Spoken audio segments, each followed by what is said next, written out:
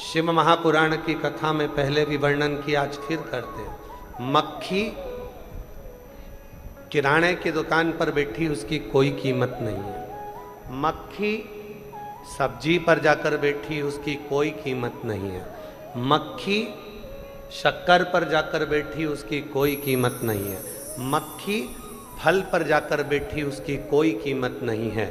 पर मक्खी जब हीरा तुल रहा हो और उस हीरे पर जाकर बैठ जाए तो मक्खी की कीमत भी करोड़ों में हो जाती है, लाखों में।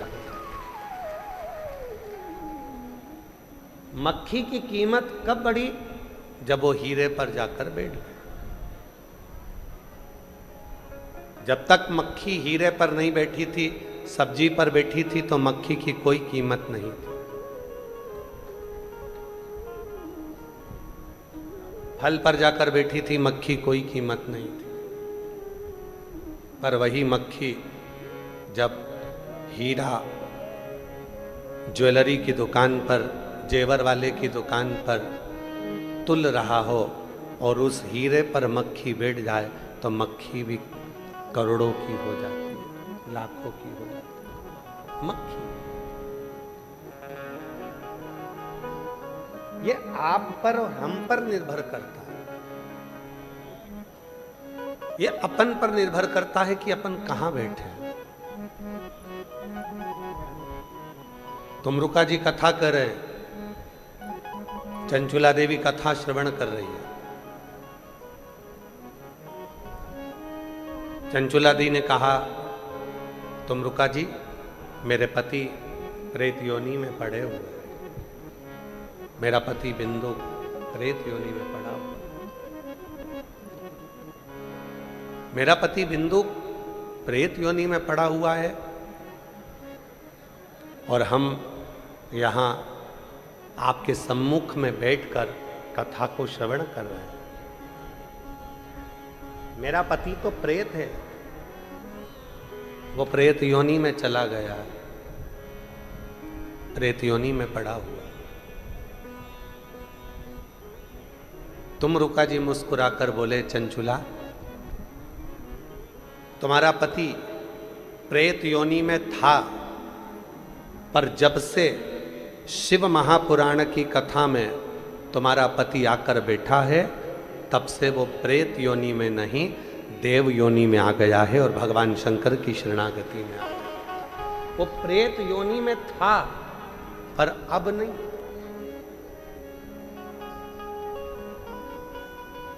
वो प्रेत योनि में था पर अब नहीं। अब वो शिव की शरण में आकर, भगवान शंकर की शरण में आकर कथा को श्रवण कर रहा है और वो देव योनि में आ गया। देव शिव कथा कहती है, भगवान शंकर का चरित्र कहता है, शिव महापुराण की कथा कहती है। आप जब तक संसार के लोगों में पड़े हुए हो, आपकी कोई कीमत नहीं, पर जिस दिन आप भगवान शिव के इस पवित्र शिव महापुराण की कथा में आकर बैठ गए, समझ लेना कि आपकी कीमत करोड़ों में हो गई। आप कोई साधारण व्यक्ति नहीं, साधारण।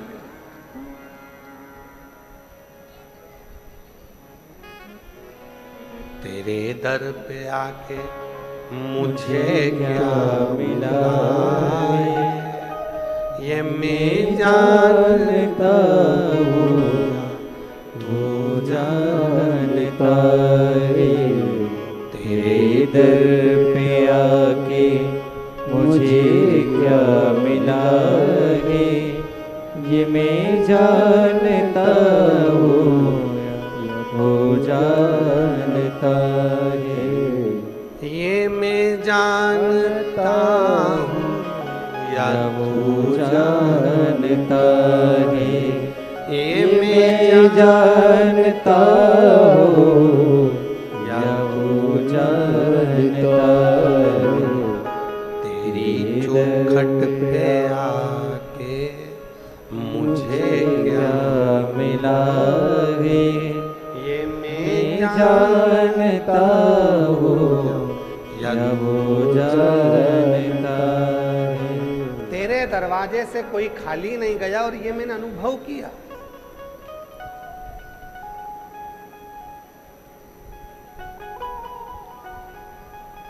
शिव महापुराण की कथा में आने के बाद भगवान शंकर का श्री शिवाय नमस्तुभ्यम मंत्र बोलने के बाद यहाँ से 5 बार जब श्री शिवाय नमस्तुभ्यम का नाद किया जाता है और कथा पूर्ण होने के बाद जब हम भगवान की शरणागति ग्रहण कर कर, भजन ग्रहण कर कर, भक्ति ग्रहण कर कर, स्मरण कर कर जब यहाँ से जाते हैं, वो क्या देता है, कैसे देता है, ये उसके ऊपर निर्भर करता है। ये उसके ऊपर निर्भर करता है। वो साधारण नहीं, संपूर्ण रिटर्न नहीं आ रहा है, रिटर्न नहीं आ रहा है। ये बक्से चल रहा है ऊपर वाले, कान लगा।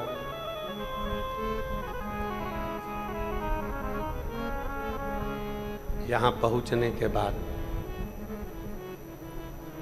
शिव महापुराण की कथा में आने के बाद, शिव कथा को श्रवण करने के बाद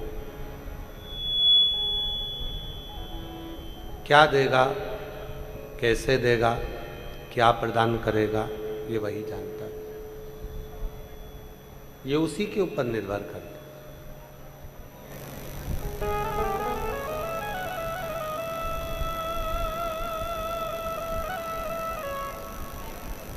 महाराज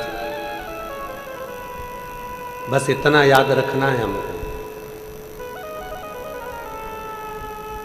जब भी हमने कल एक बात कही थी,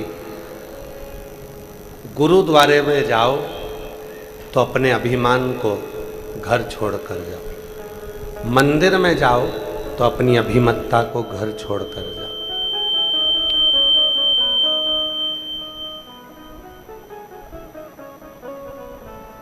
शिव महापुराण की कथा में जाओ तो अपने अभिमान को घर छोड़कर, जो बोले सो निहाल। गुरु की शरणागति में, शिव की शरणागति में, परमात्मा की शरणागति में अपने अभिमान को दूर रखकर फिर शिव के पास, फिर गुरु के पास, फिर परमात्मा के पास क्या मिलेगा, ये वही जानता। तेरे दर पे आके मुझे क्या मिला है, ये मैं जानता हूँ या तू जानता है। तेरे दर पे आके मुझे क्या मिला है, ये मैं जानता हूँ या वो जानता है। गुरु के पास जाना एकदम खाली होकर जाना, शिव के पास जाना तो एकदम खाली होकर जाना।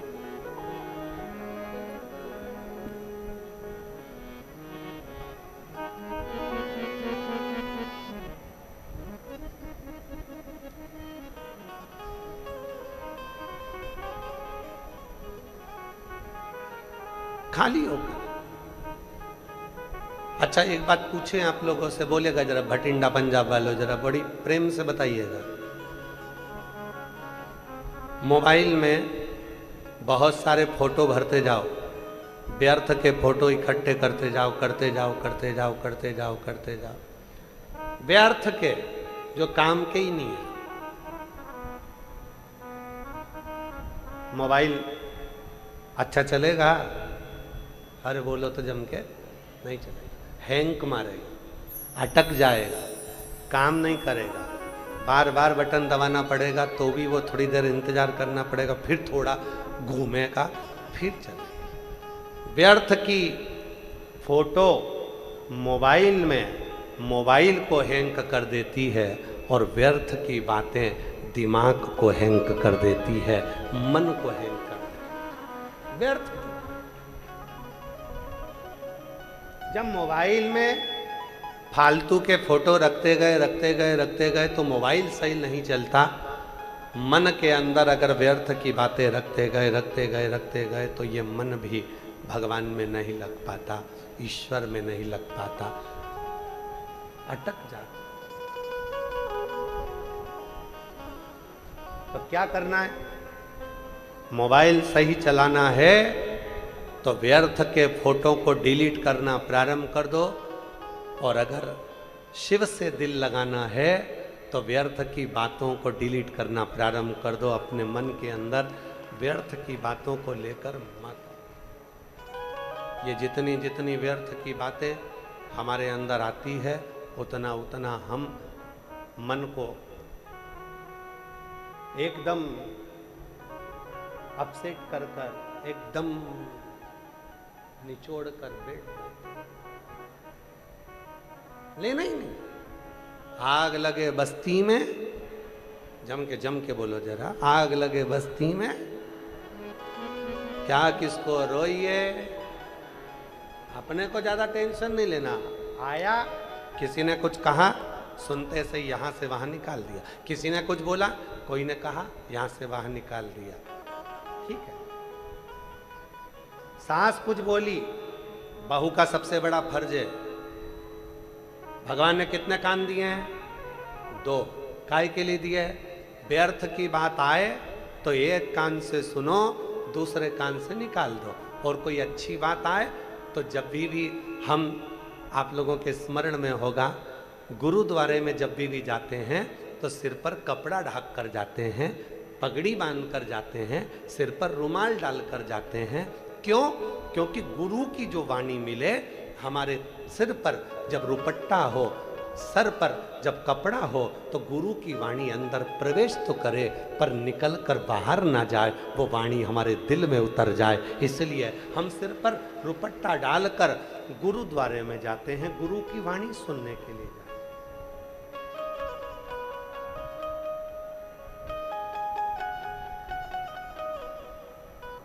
हम गुरु की वाणी सुनने के लिए जाते हैं तो सिर पर कपड़ा डालकर जाते हैं, पगड़ी बांध कर जाते हैं। गुरु की वाणी मिले, गुरु के शब्द मिले, पर वो बाहर ना निकले, हमारे भीतर उतर जाए। और व्यर्थ की बात मिल जाए, तुरंत डिलीट करो। सास ने कोई व्यर्थ की बात कह दी, पलट कर जवाब नहीं देना, डिलीट कर देना। ससुर ने कुछ कह दिया, व्यर्थ की बात कह दी, डिलीट कर दो। बहू ने कुछ कह दिया, सास को डिलीट कर दो।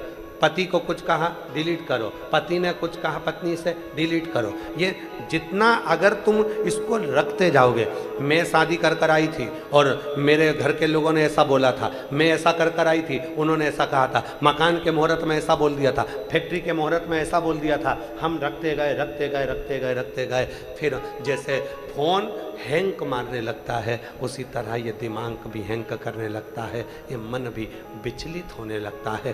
डिलीट करना सीख लो।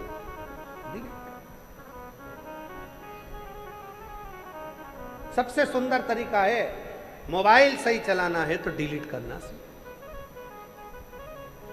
घर सही चलाना है तो डिलीट करना सीखो। कोई ना कुछ बोला, जान वो बोले और अपन भजन गाते हुए श्री शिवाय नमस्तुभ्यं, श्री शिवाय नमस्तुभ्यं, श्री शिवाय नमस्तुभ्यं, श्री शिवाय नमस्तुभ्यं।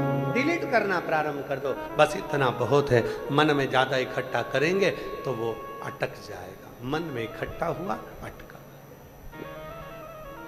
ये घर में विवाद क्यों होता है? घर में क्लेश क्यों होता है? घर में विवाद किस बात का हो रहा है? क्योंकि हमने बहुत सारा इकट्ठा कर कर रख लिया। बहुत कई देवरानियों को देखा है, कई जेठानियों को देखा है, कह देती हैं इतना भरा पड़ा है मेरे मन के अंदर, एक दिन मौका मिलेगा ना तब बताऊंगी। मतलब अभी तक फिर डिलीट ही नहीं करा, अभी तक भर के रखा,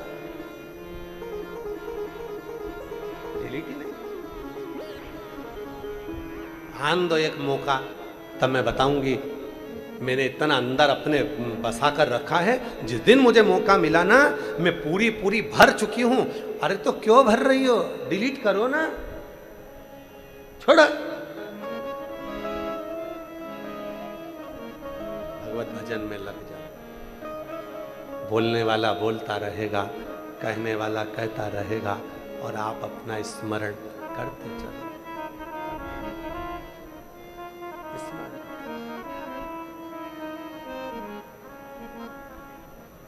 आप स्मरण में डूबे रहो, भजन में डूबे रहो, भक्ति में डूबे रहो, होगा, देखा जाए।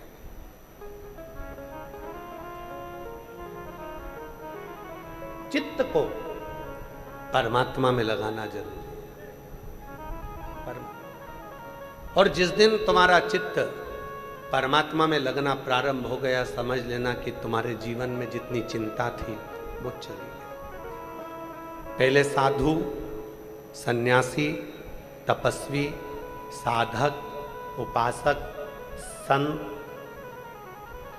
ब्राह्मण, सन्यासी, कोई फकीर, कोई भिक्षुक जब दरवाजे पर मांगने के लिए आता था तो पैसे नहीं मांगता था, अन्न मांगता था। आटा दे दो, चावल दे दो, रोटी दे दो, भोजन दे दो। बोलो सही है कि गलत है? पहले के समय में संत आते थे, साधु आते थे, सन्यासी आते थे, तपस्वी आते थे, फकीर आते थे। दरवाजे पर अगर कोई मांगने आता था तो वो खाने के लिए मांगता था, कुछ मुझे भूख लगी है, भोजन दे।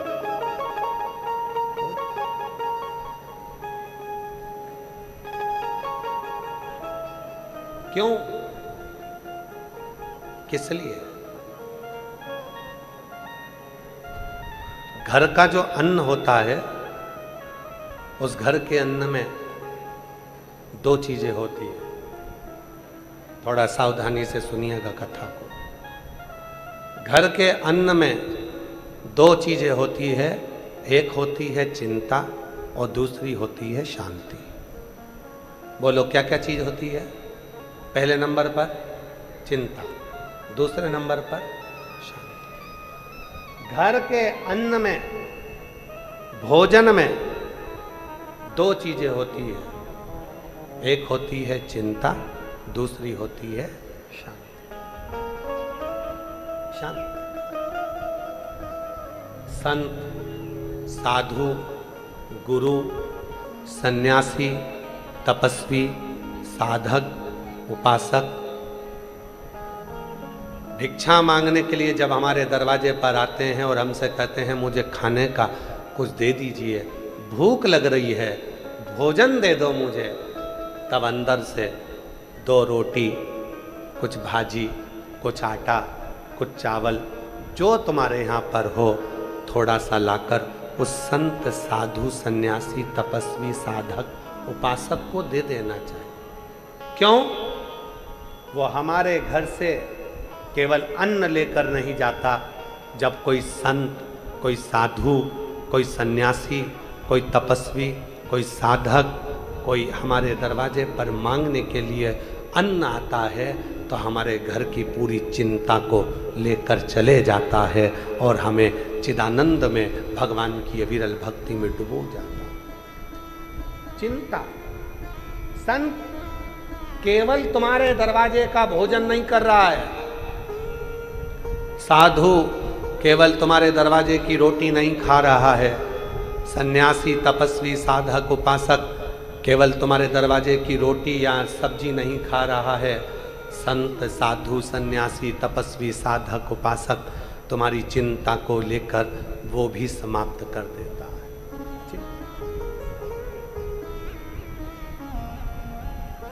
पर आजकल का एक नया फैशन हो गया। आज के जमाने में संत साधु को रोटी दो तो लेते नहीं है, पैसा चाहिए।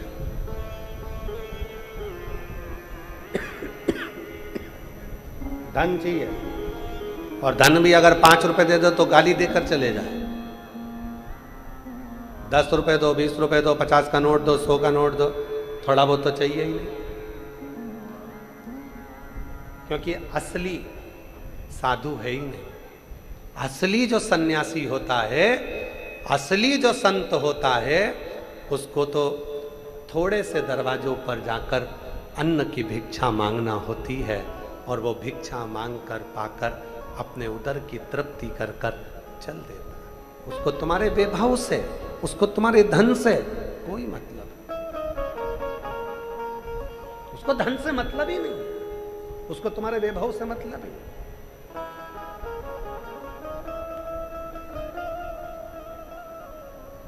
उसको धन नहीं चाहिए, वो तो आवाज लगा कर कहेगा मां भूख लगी है, भोजन दे दो। माता भिक्षाम देही, मुझे भूख लगी है, भोजन ला दो। कुछ थोड़ा बहुत भी अगर खाने का हो तो दे दीजिए, रोटी दे दो, सब्जी दे दो, जो तुम्हारे यहाँ आटा हो, चावल हो, शक्कर हो, कुछ तो दो, मेरे को खाना है। अर्थात वो केवल भोजन लेकर नहीं जा रहा है, वो तुम्हारे घर की चिंता को लेकर जा रहा है। वो तुम्हारे घर का टेंशन, तुम्हारे घर का व्यर्थ की चिंता वो लेकर जा रहा है। घर के अन्न में दो चीजें होती है, एक चिंता, एक शांति। घर का अन्न घर में तैयार हुआ, कोई संत साधु उस अन्न को मांग कर लेकर गया, समझ लेना तुम्हारी चिंता आज लेकर चला गया है। कोई ब्राह्मण, कोई साधु, कोई सन्यासी तुम्हारे घर भोजन कर ले, समझ लेना कि तुम्हारी चिंता को उसने निगल लिया है। और दूसरे नंबर पर है कि अन्न में शांति होती है।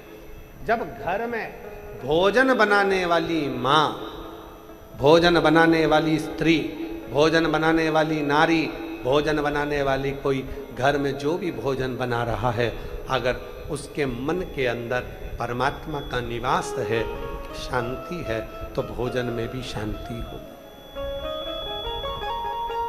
भोजन में भी शांति।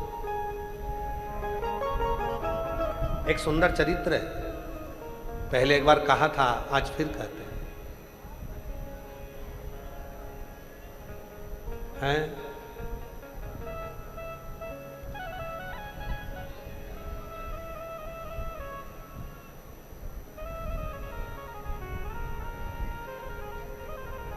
एक सुंदर सी कथा है, बड़ी सुंदर,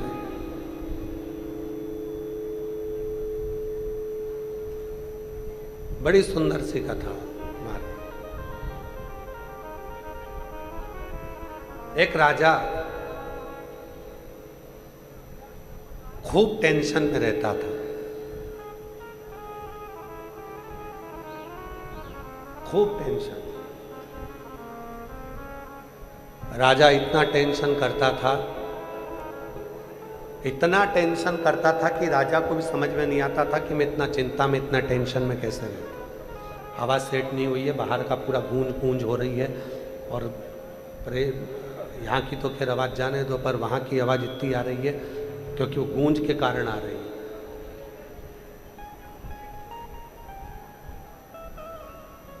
राजा इतना टेंशन में रहता था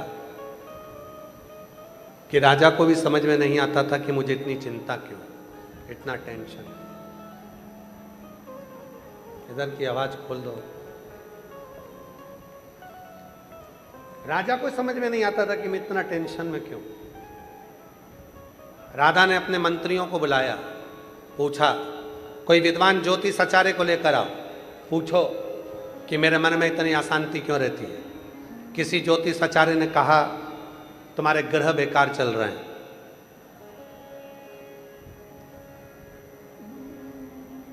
अभी तुम पर यह ग्रह लग गया।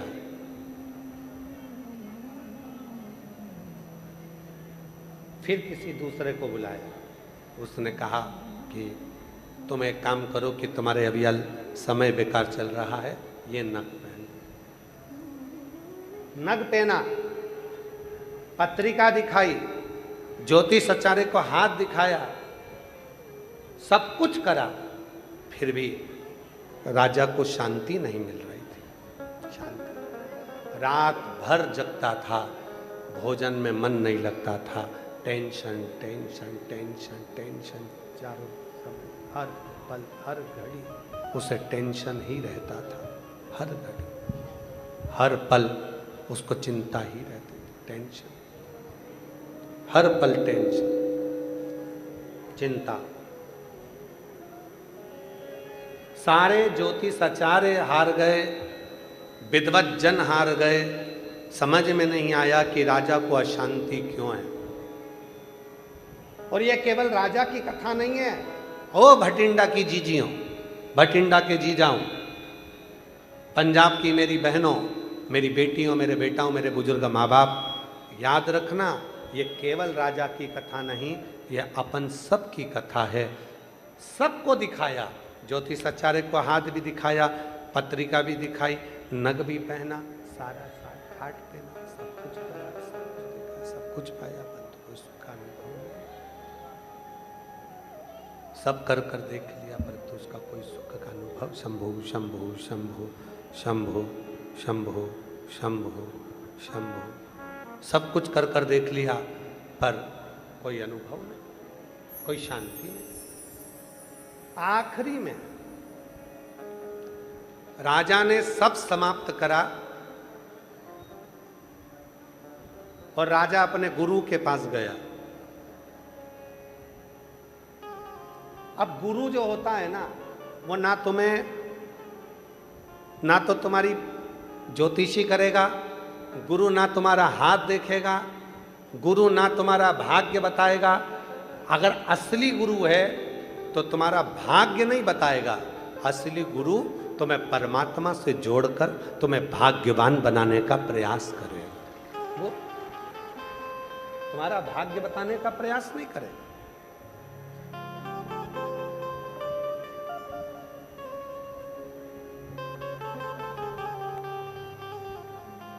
आप लोगों को मालूम होगा कि हम किसी से मिलते नहीं हैं, मालूम है ना आप लोगों को, हम मिलते नहीं। क्यों? क्योंकि आप लोग मिलने के लिए आओगे तो कहोगे गुरुजी हमारा भाग्य बता दो, और हमें अपना ही भाग्य नहीं मालूम तो हम तुम्हारा क्या खाक बताएं।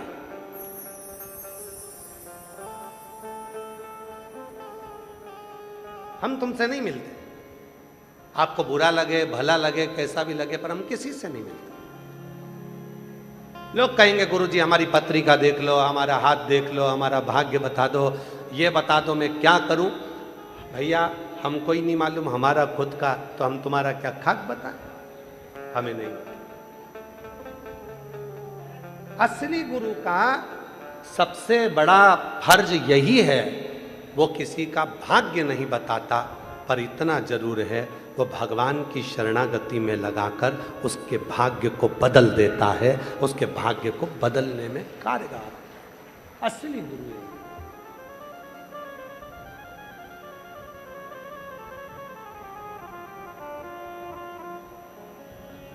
राजा अपने गुरु के पास गया। गुरुजी ने पूछा राजन आज तुम अपना पूरा काम छोड़कर मेरे नगर में, ये मेरी कुटिया में क्यों? राजा कहने लगा महाराज मैं बहुत चिंता में पड़ा हूँ, रात भर नींद नहीं आती, भोजन भूख नहीं लगती, मैं भोजन भी नहीं कर पाता, मैं रात भर सो नहीं पाता, टेंशन टेंशन टेंशन टेंशन लगी रहती है। क्या टेंशन होती है, क्या चिंता होती है, समझ में नहीं आ रहा, क्या चिंता है समझ में नहीं आ रहा, बस चिंता ही चिंता लगी रहती है। गुरु जी ने कहा एक काम कर, भोजन कौन लेके आता है? मेरी धर्म पत्नी। भोजन कौन बनाता है? भोजन बनाने वाली एक दासी रखी है, भोजन बनाती। गुरु ने कहा वो भोजन बनाने वाली जो है उसको बुला, उससे पूछ तेरे घर में कोई परेशानी तो नहीं है। राजा ने भोजन बनाने वाली को बुलाया, पूछा तुम्हारे घर में कोई तकलीफ है क्या? उस भोजन बनाने वाली ने कहा बारिश आने वाली है, मेरा ऊपर का छत पूरा टूटा हुआ है, पिछले वर्ष भी पानी टपकता रहा, पूरा घर गीला हो जाता था, बच्चों को खाने को नहीं मिलता था, वो चिंता मेरे दिमाग में रात दिन चलती है। बस राजा को समझ में आ गया ये दासी भोजन बनाती है, चिंता करते करते भोजन बनता है तो मैं भी चिंता में पड़ जाता हूँ। राजा ने उसी दिन दासी का मकान बनवा दिया, चिंता खत्म हो गई, राजा का चिंता भी समाप्त हो गई, नींद भी आने लगी, भोजन में भी सुख होने लगा, सारा सुख राजा को मिलने लगा, शांति हो गई। भोजन, घर में जो भोजन बनता है उसमें दो चीजें होती है, एक चिंता, एक शांति। घर के भोजन में दो चीजें हैं, एक चिंता है, एक शांति। असली गुरु उस चिंता को मिटाने का जो जड़ है उसको ढूंढता है। एक पत्र अच्छा है, देखिए।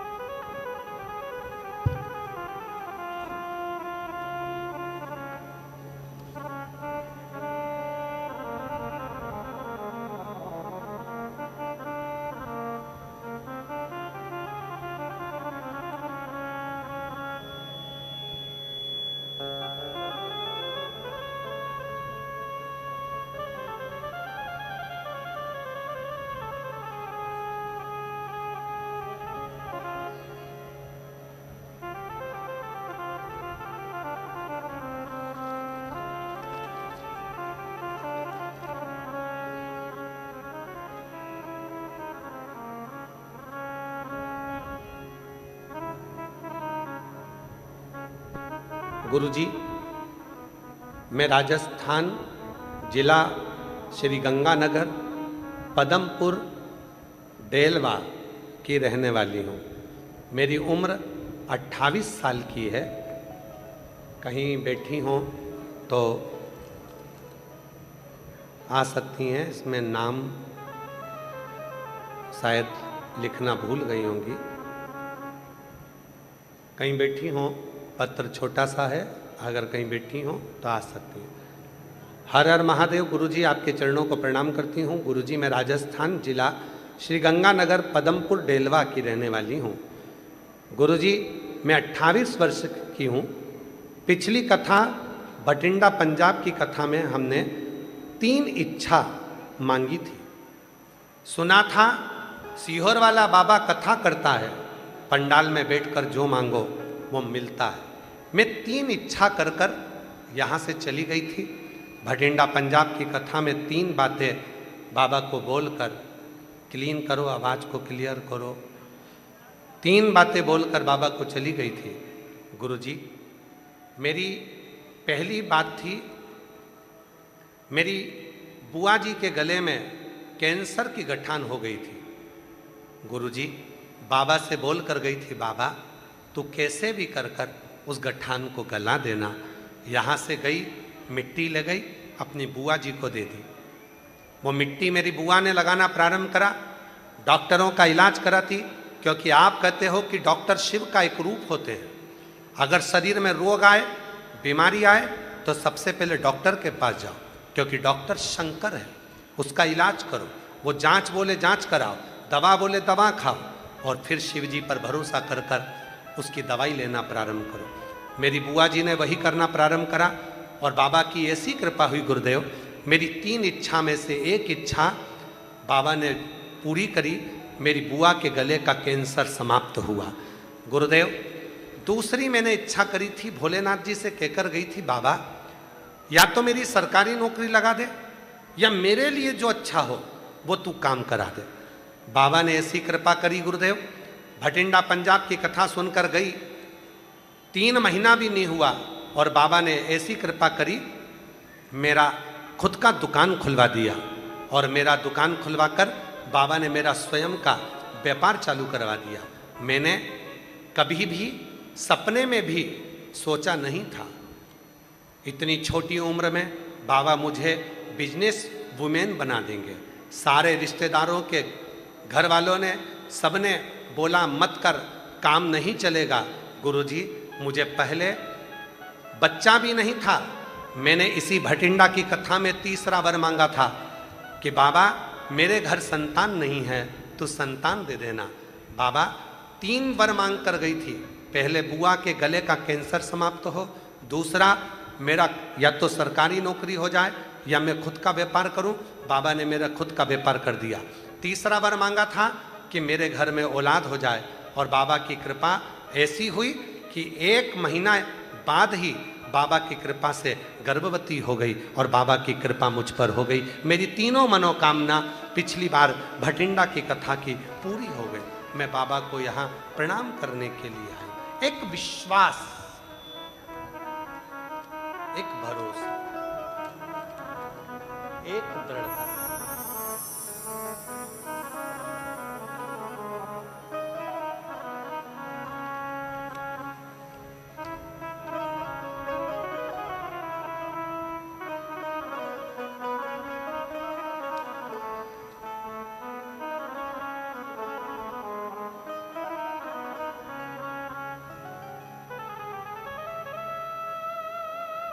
बेटी ने लिखा है किसी ने, आज फादर्स डे है और भोले बाबा जी मेरे पिताजी हैं, इसलिए उसने एक सुंदर ग्रीटिंग बनाकर भेजा है। सुंदर बना। और बेटी ने लिखा है, पिता का कोई दिन नहीं होता बल्कि मेरे बाबा से हर दिन मुलाकात होती है, वही मेरे पिता हैं। नाम है कोमल, पति का नाम है रजत खरोड़, भटिंडा की रहने वाली है। कहीं बैठी हो तो हाथ हिला सकती हैं। भटिंडा से कोमल, पति का नाम रजत खरोड़।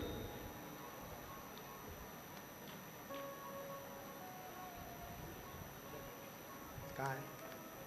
हाथ हिला। आ जाओ आ जाओ। जिस बेटी ने ये पत्र लिखा है, जाओ। और जो जैसी भावना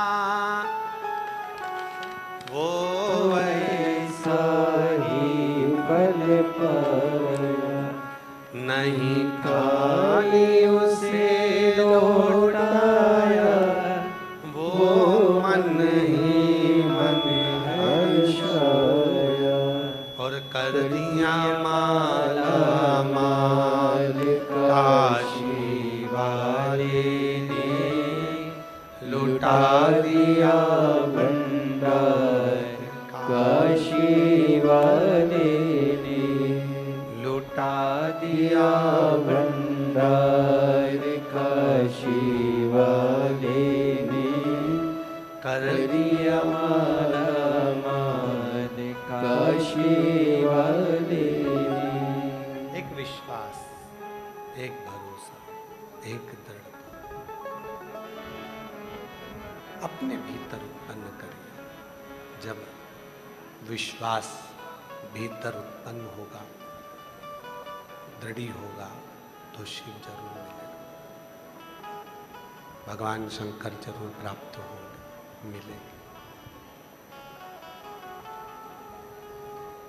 घर के अन्न में 2 चीजें होती हैं, एक चिंता भी होती है, एक शांति भी होती है। चिंता भी है, शांति। साधु, संत, सन्यासी, तपस्वी, साधक, उपासक भिक्षा मांगे, अन्न की, अन्न दे दो। चिंता, भोजन कौन बना रहा है, कैसे बना रहा है,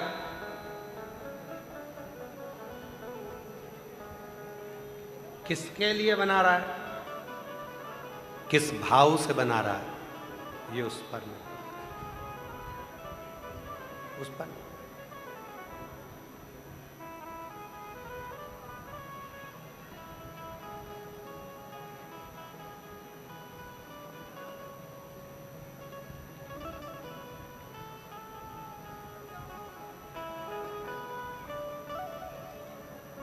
एक बार नांदेड़ में कथा थी।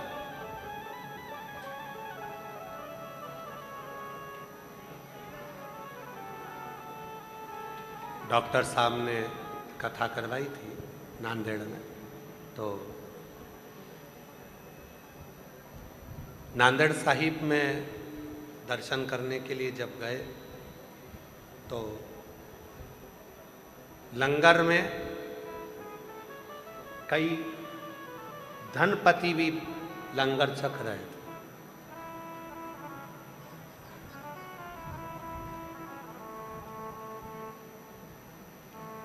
किसी से पूछा कि बहुत पैसे वाले लोग करोड़पति भी लंगर छक रहे हैं। उन्होंने कहा, गुरुजी, होटल का भोजन तो बार बार मिल जाता है, ढाबे का भोजन भी बार बार मिल जाता है, पर गुरु की शरणागति का भोजन बहुत कम मिलता है और जो पाता है वो निहाल हो जाता है। जो वो निहाल। किस भाव से बनाए भोजन, किसके लिए बनाए भोजन, किसको भोग लगाया गया इस भोजन का, किस भाव का है वो, हमें सुख दे। सुख। कितना सुंदर एक चरित्र आता है शिव पुराण का, एक बड़ा सुंदर सा चरित्र आता है। एक बार माता पार्वती जी ने भोजन बनाया, तो भोजन बनाकर माता पार्वती जी ने भोजन बनाया, सबको सूचना दी, भोजन तैयार है, भोजन करो। सब आए। मां अन्नपूर्णा के हाथ के भोजन का इतना प्रभाव था, इतना प्रभाव था कि भूत प्रेत डाकनी पिशाचनी चुड़ैल भयंकर भयंकर जितने भी शिव जी के गण थे, जब वो भोजन करते थे, भोजन ग्रहण करते थे, तो कितना ही खा ले तृप्ति ही नहीं मिलती, तृप्ति ही।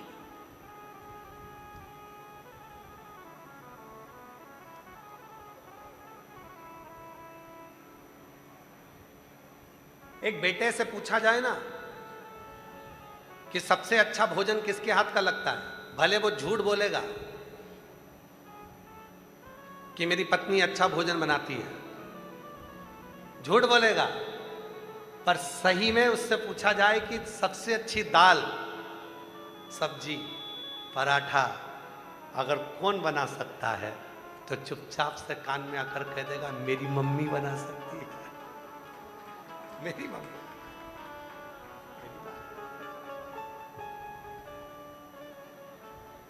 कभी कभी बेटियां छाती ठोक कर देती हैं, शादी होकर आ गई तो क्या हुआ, फिर भी मेरे मायके में मेरी मम्मा के हाथ का कभी तुम भोजन करके देखना, मेरी माँ जो भोजन बनाती है ना, उसके बराबर कोई भोजन नहीं बना सकता। मेरी माँ जब हलवा बनाती है, सीरा बनाती है, मेरी माँ हलवा तैयार करती है, सीरा तैयार करती है, मेरी मम्मा ये बनाती है, मेरी मम्मा वो क्यों क्यों क्यों, उसको मालूम है कि एक माँ के हाथों में अन्नपूर्णा का निवास होता है, और जब वो दिल से बनाती है अपने बच्चों के लिए, अपने परिवार के लिए, जब पूर्ण समर्पण के साथ बनाती है, तो फिर उसके अंदर अहमता का भाव नहीं रहता, केवल देने का भाव, समर्पण का भाव रहता है, तो भोजन में स्वाद बढ़ जाता है। स्वाद।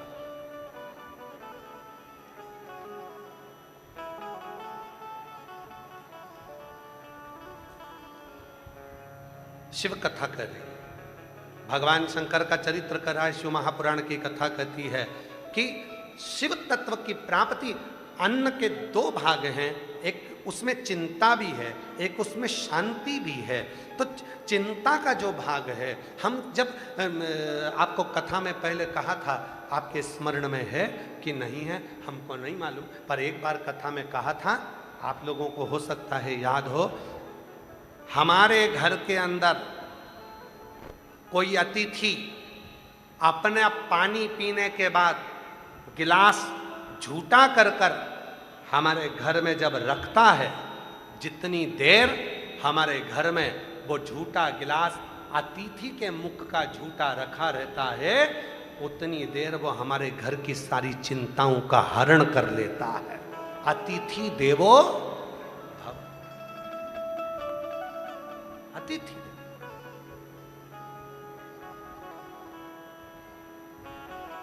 पर एक आज का जमाना है, जरा से अतिथि आ जाए, मेहमान आ जाए, जरा से लोग आ जाएं तो लोगों के मन में बड़ा हो जाता है, बताओ इतने लोग आ गए, इनको भोजन कैसे कराऊंगी, कैसे बनाया जाएगा, कैसे खिलाया जाएगा, क्या करा जाए, क्या करा जाए, तो समझ में नहीं आता,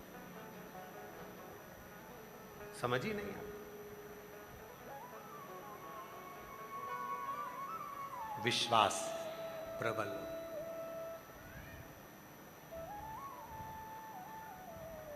स्वयं तुमरुका जी ने चंचुला देवी से कहा, चंचुला तुम कहती हो कि तुम्हारा पति प्रेत योनि में पड़ा हुआ है, वो प्रेत योनि में पड़ा था, अब वो प्रेत योनि में है नहीं, अब वो प्रेत योनि में नहीं।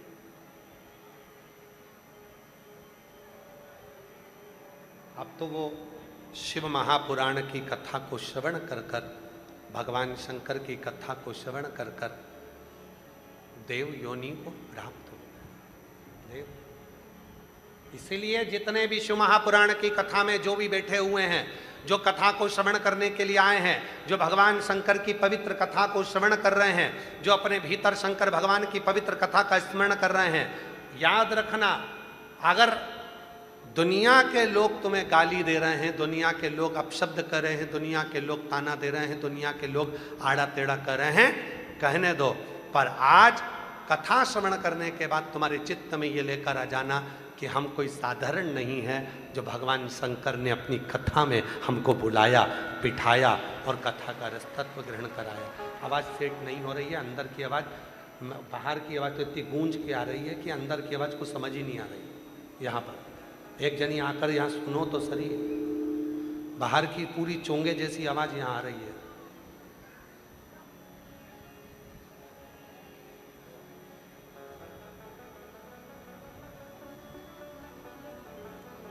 शिव ने कृपा कर कर, भगवान शंकर ने करुणा कर कर, दया कर कर यदि बिठाया, बुलाया, तो वो उसकी कृपा, उसकी दया, उसकी उदारता है।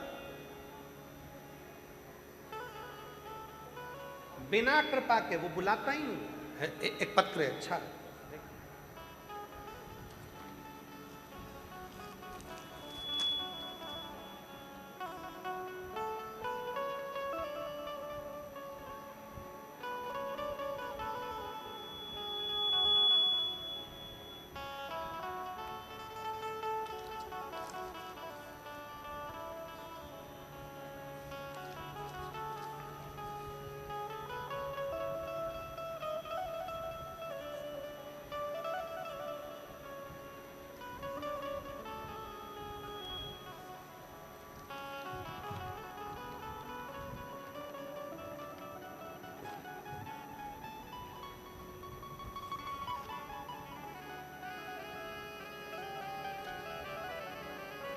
आ जाओ, आ जाओ, आ जाओ।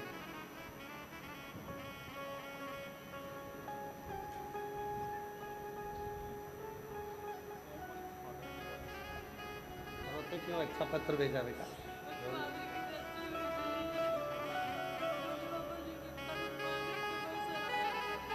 वो संभालता तो है, उसको क्या है?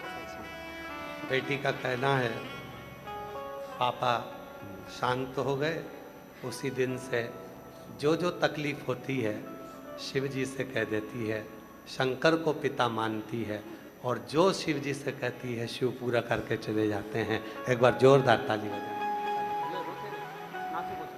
आंसू पोछो, अच्छे खुश होकर जाओ।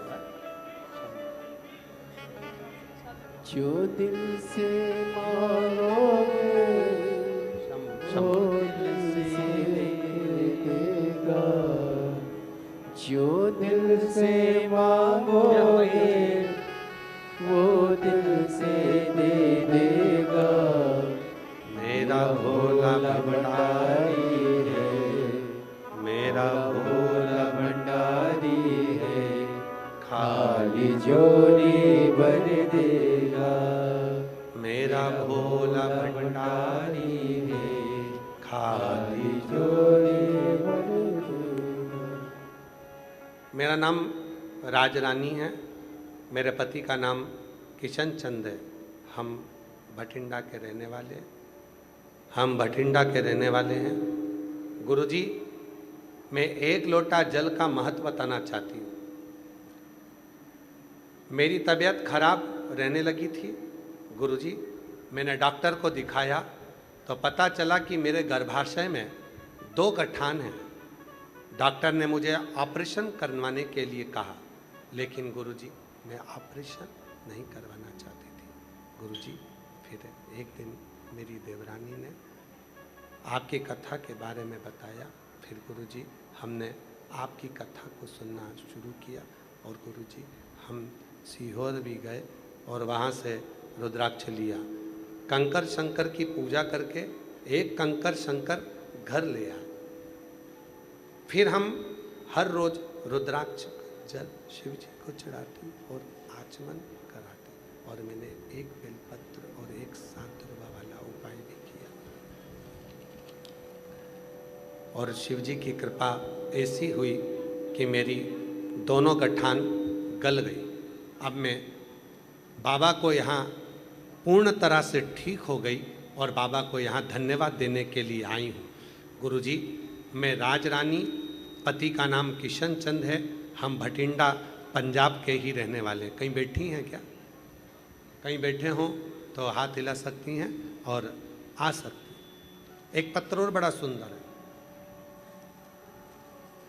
मेरा नाम राजबाला है, मेरे पति का नाम सावरमल। शंभो शंभो शंभो शंभो, गला पकड़ रहा है बाबा। शंभो शंभो शंभो शंभो शंभो शंभो शंभो। मेरा नाम राजबाला है, मेरे पति का नाम सावरमल सैनी है, गोत्र दैया। मेरे गांव 22 NTR, तहसील नोहर, जिला हनुमानगढ़ के निवासी हैं। एक लोटे जल का मैं क्या बखान करूं। मेरा बेटा 7 साल से सरकारी नौकरी का प्रयास कर रहा था, वह सफल नहीं हुआ। बहुत कोशिश करी पंडित जी की, कोई भी दिखलाया परंतु समाधान नहीं मिला। फिर मैंने आपकी कथा सुनना प्रारंभ करा। एक लोटा जल भोले बाबा को चढ़ाना प्रारंभ किया। पंडाल में पहली कथा सिरसा हरियाणा में 2024 में सुनी और बाबा से प्रार्थना करी। मेरे बेटे को लेकर मैं भटिंडा की कथा में भी आई। बेटे ने यहाँ पर बैठकर बाबा से सरकारी नौकरी मांगी और बाबा की ऐसी कृपा हुई गुरुदेव कि मेरे बेटे का सिलेक्शन 2025 में बैंक में हो गया और आज मेरा बेटा सरकारी बैंक में नौकरी कर रहा है। मैं बाबा को यहाँ धन्यवाद देने के लिए आई हूँ, बाबा को प्रणाम करने आई हूँ। कहीं बैठी हो राजबाला, कहीं बैठी हो तो आ सकती है।